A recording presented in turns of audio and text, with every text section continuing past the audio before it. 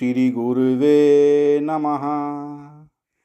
ओम शांति शांति शांति। प्रणाम भगवान।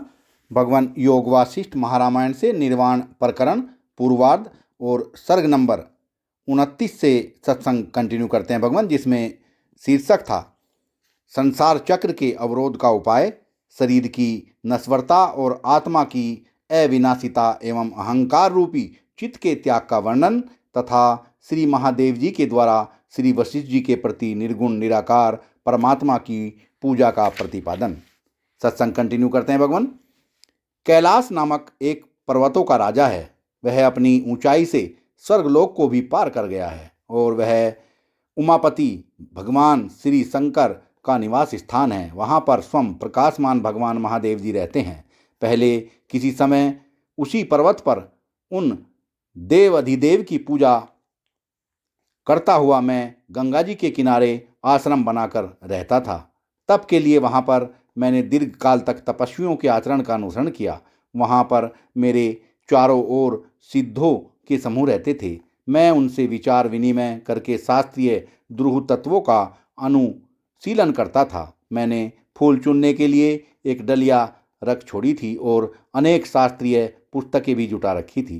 श्री राम उस तरह के गुणों से संपन्न कैलाश वन के कुंजुओं में तपचर्या करते हुए मेरा बहुत समय व्यतीत हो गया। इसके अनंतर किसी एक समय की बात है। श्रावण के कृष्ण पक्ष की अष्टमी तिथि थी और रात्रि का प्रथम भाग यानी प्रदोष काल पूजा, जप, ध्यान आदि में व्यतीत हो चुका था। उस समय उस अरण्य में मैंने तत्काल ही उत्पन्न हुआ एक बड़ा तेज देखा। वह तेज सैकड़ों बादलों के तुल्य सफ़ेद एवं असंख्य चंद्रबिंबुओं के सदृश चमकीला था।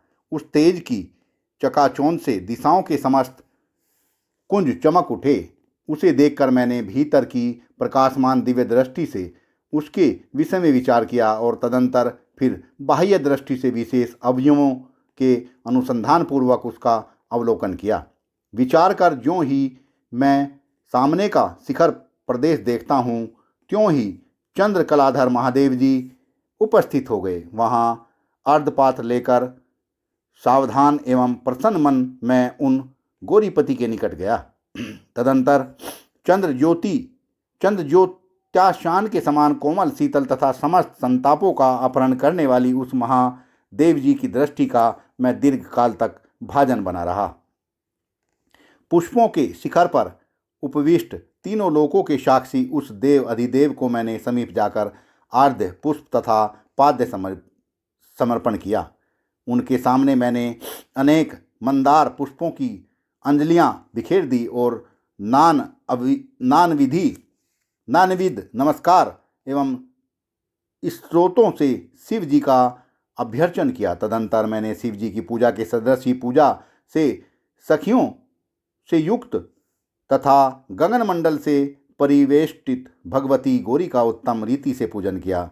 पूजा की समाप्ति होने पर उनकी आज्ञा से पुष्पमय शिखर पर बैठे हुए मुझसे अर्धचंद्र की कला धारण करने वाले भगवान उमापति परिपूर्ण हिमांशु की किरण के सदृश शीतल वाणी से कहने लगे।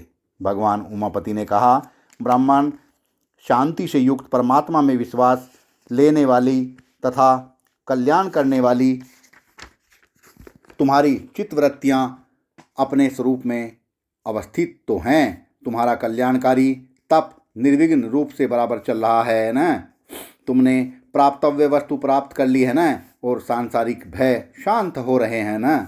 श्री वशिष्ठ जी कहते हैं, रघुनंदन समस्त लोकों के एकमात्र हेतु देव अधिदेव महाराज महादेव जी के उस प्रकार कहने के अनंतर विनय युक्त वाणी से मैंने उनसे निवेदन किया, महेश्वर, देव अधिदेव, त्रिलोचन, आपकी निरंतर स्मृति से प्राप्त हुए उत्तम कल्याण से संपन्न पुरुषों के लिए इस संसार में कोई भी वस्तु दुर्लभ नहीं है और न किसी तरह के भय ही हैं। आपके निरंतर स्मरण से जनित आनंद के कारण जिनका चित्त चारों ओर से मुग्ध हो गया है, ऐसे पुरुषों को इस जगत कोश में सभी प्राणी प्रणाम करते हैं।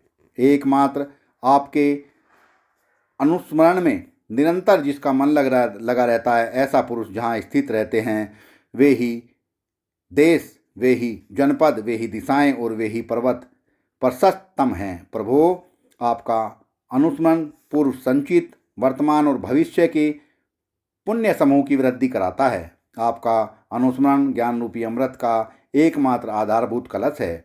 धृति रूपी ज्योतिष सना के लिए चंद्रमा है और मोक्ष रूपी नगर का द्वार है। समस्त भूतों के अधिपते, आपके निरंतर चिंतन रूपी उदार चिंतामणि से शोभित मैंने समस्त वर्तमान और भविष्यकालीन आपत्तियों को पैर से ठुकरा दिया है। श्री राम सुप्रसन्न उस भगवान शंकर जी से यूं कहकर फिर नतमस्तक हो, मैंने जो कुछ कहा उसे तुम सुनो।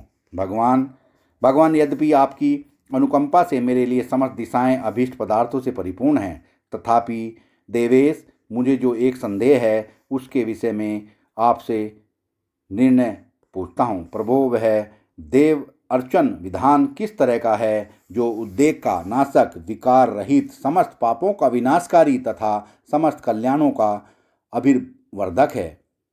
उसे प्रसन्नमति से आप मुझे कहिए। श्री महादेव जी ने कहा, ब्रह्मज्ञानियों के अग्रगण्य मुनिवर, मैं तुमसे सर्वश्रेष्ठ वह देवर्चन का विधान कहता हूँ जिसका अनुष्ठान करने से तत्काल ही मनुष्य मुक्त हो जाता है।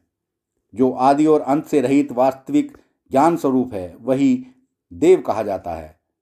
सबको सत्ता स्फूर्ति देने वाला सत्य स्वरूप सच्चिदानंद घन ब्रह्म ही देव शब्द का वाच्य है, इसलिए उसकी पूजा करनी चाहिए। कौन पूज्य है, इस विषय का तात्विक ज्ञान रखने वाले विद्वान कहते हैं कि एकमात्र निर्गुण निराकार विज्ञान आनंद घन विशुद्ध परमात्मा